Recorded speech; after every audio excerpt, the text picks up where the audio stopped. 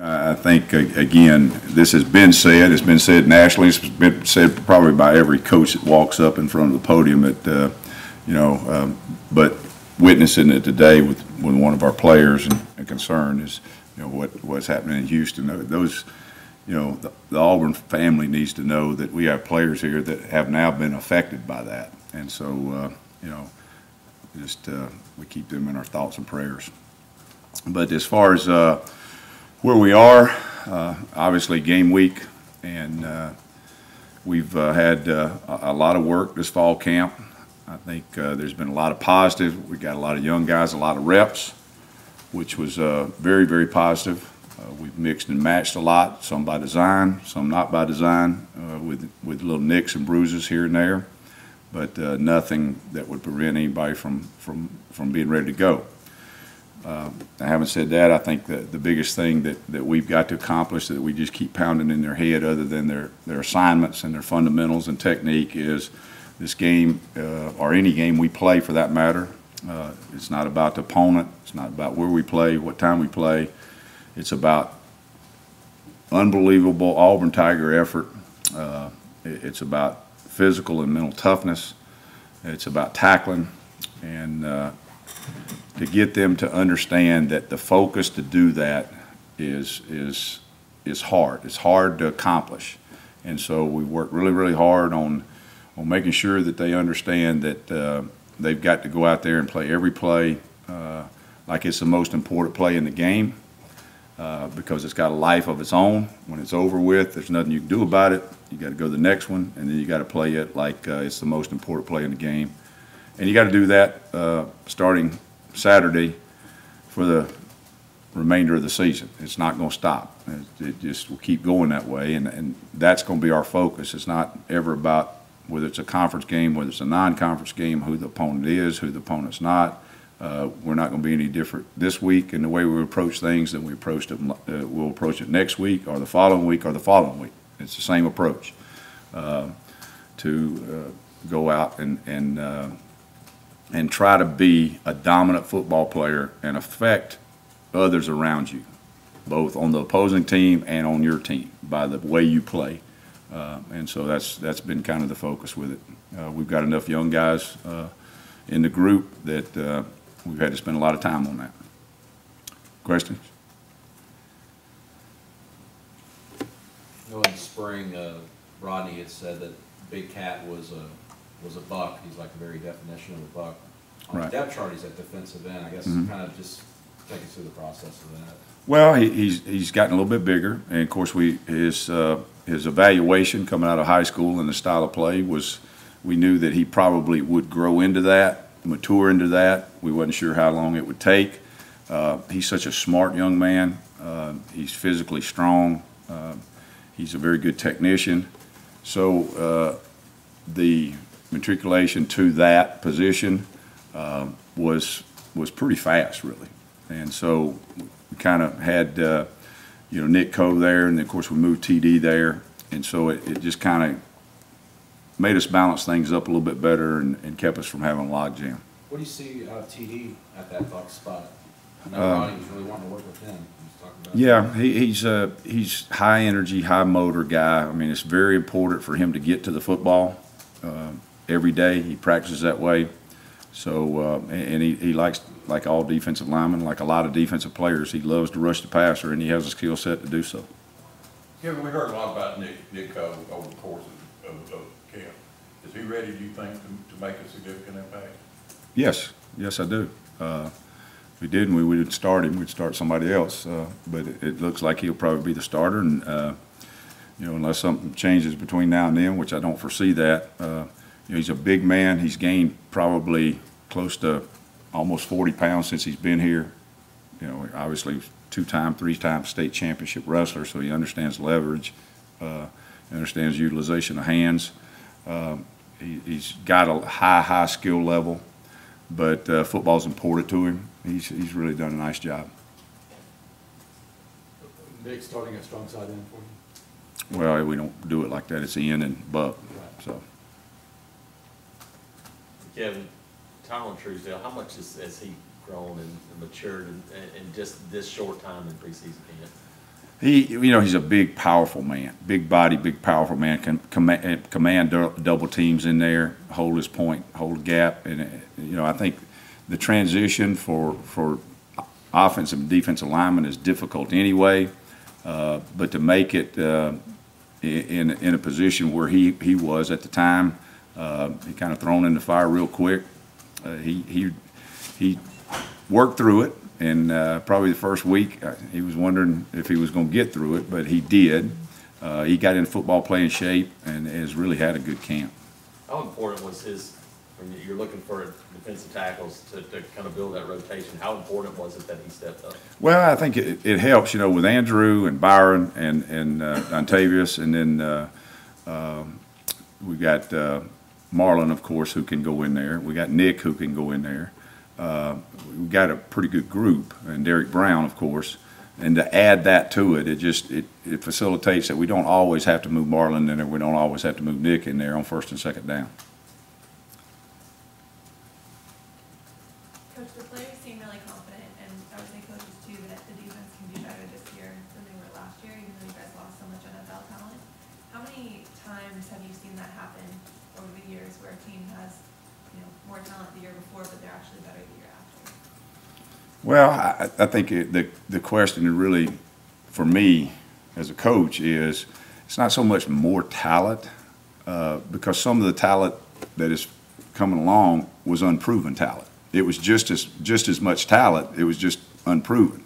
Everybody knows the guys who left and went to the NFL, but those guys behind them, maybe they're leaving and going to the NFL too. They just are unproven at this point in time, and they've got an opportunity now to prove themselves. So it may be just as talented. We really don't concern ourselves with comparing to last year's a totally new year. It's a totally different team. Really, what I'm trying to do is make sure they understand the focus of each play and the life that it has, and then just go through the season like that. I don't think that there's any question that we're talented enough that if we come together and we meet the standards each and every play that we've set before them, that we can be successful. Now, whether it will be as much as last year or as much as next year, I don't know. Have I seen it before? Many times. Over the years, when you coached against triple option offenses, what have been sort of the key things for teams that have done a good job defending? Eye discipline. It's all. It's. I mean, you got to play good technique in any football. You got to be where you're supposed to be in football. But eye discipline is so key there. If you've got the pitch, you got to take the pitch. If you got to dive, you got to take the dive. You got to take the quarterback. And guys start drifting with their eyes and lose focus with their eyes. And now the pitch man's 2 steps further in front of you than he should be, or the quarterback's 2 steps closer to him than you should be. It's just eye discipline. Yeah, how many guys do you think on this defense have played against the triple op? There's not many out there anymore. Yeah, it's rare. It's rare. I mean, even in high school ball, everything's spread. Occasionally you'll see one, but I don't know, but very few probably have. Does that make it tougher? We hear sometimes that that offensive line sometimes is better off not playing at all. Does it make it easier to teach if they haven't had any bad habits? Well, the hardest thing to teach is remember, our offense doesn't run it, so we don't see it all fall camp. So we got to go do it and perform it with a scout team. Well, it's not their offense, and so the speed of it, we will never see the speed of the triple option offense we're going to see Saturday night until the first play of that game. We just can't create that. So you do it a lot of different ways to make sure that their eye discipline is right. You practice a lot without a ball.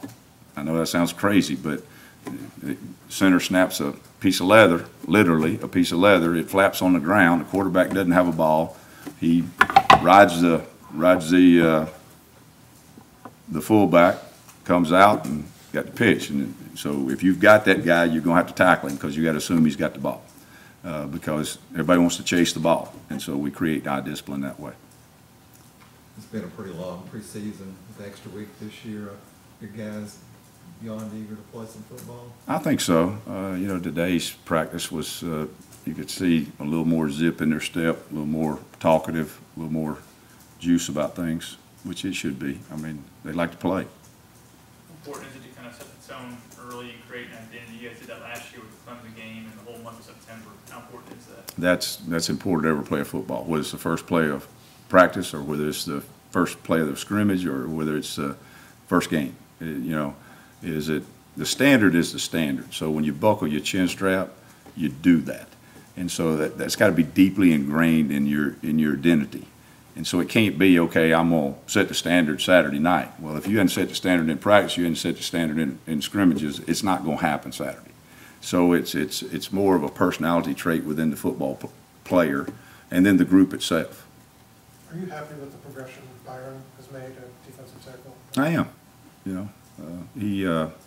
That's a change, obviously, from the edge to the inside, and he continues to work, and he gets better every day.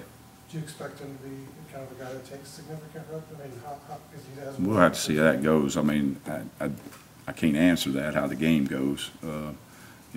He's available, and we're not afraid to play him, and he's earned the right to play, so we'll rotate him and keep him fresh based off of that, but we're not going to go out there and have a pitch count on guys and say, okay, now it's your turn. It may not be your turn. And so we just don't go about it that way. Is there anything technique-wise that's holding him back? Or Pardon me? Anything holding him No. back to getting No. more? No. A good player, there's good players in that room.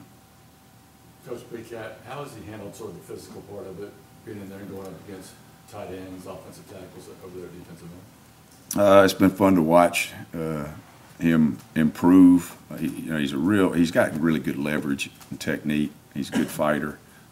It's been interesting to watch just in the one-on-one stuff.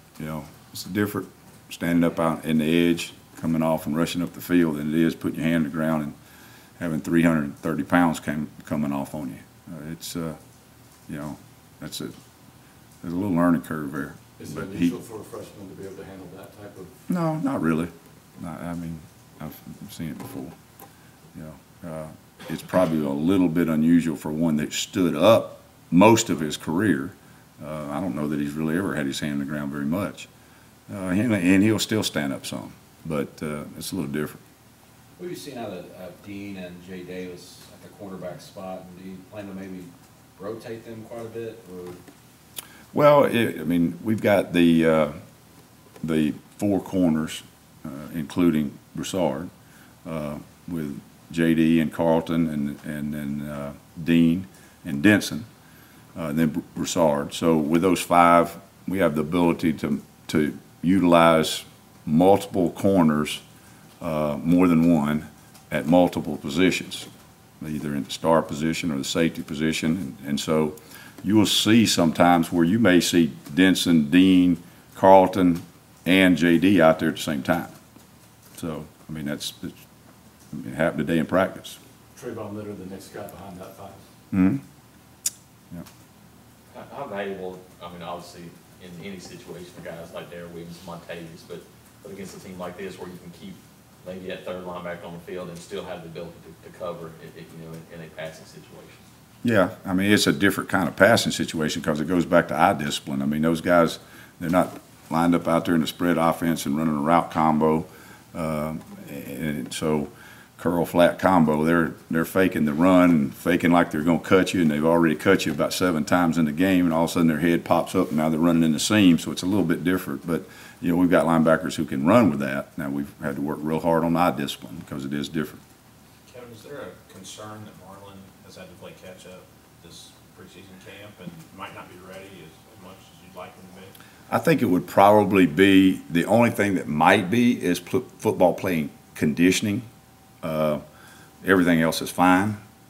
He's got a lot of games under his belt at a high level, a lot of snaps. He got spring practice. He got some fall camp and has been back in fall camp. So other than just getting back into that football playing conditioning that two-a-days kind of brings from the beginning to the end, to jump back in at the end of it, it's catch up on that, but not in terms of the skill set. Anything else? Is that one reason why you may need to rely on a guy like Cove a little bit more in an opener as Marlon tries to get back into football shape, so to speak? No, we rotate linemen pretty much anyway. I think that's been the track record that we've had here. And So I don't think that's an issue because of it. And maybe he is in football playing shape. It's just been a little bit cooler this week, and a couple of times last week it rained, and so that changes the temperature, which we had that stretch that he missed that we were out there and it was, 100 degrees. And you missed that. Yeah, I mean, it's hard to recoup that, but I don't see it being a factor.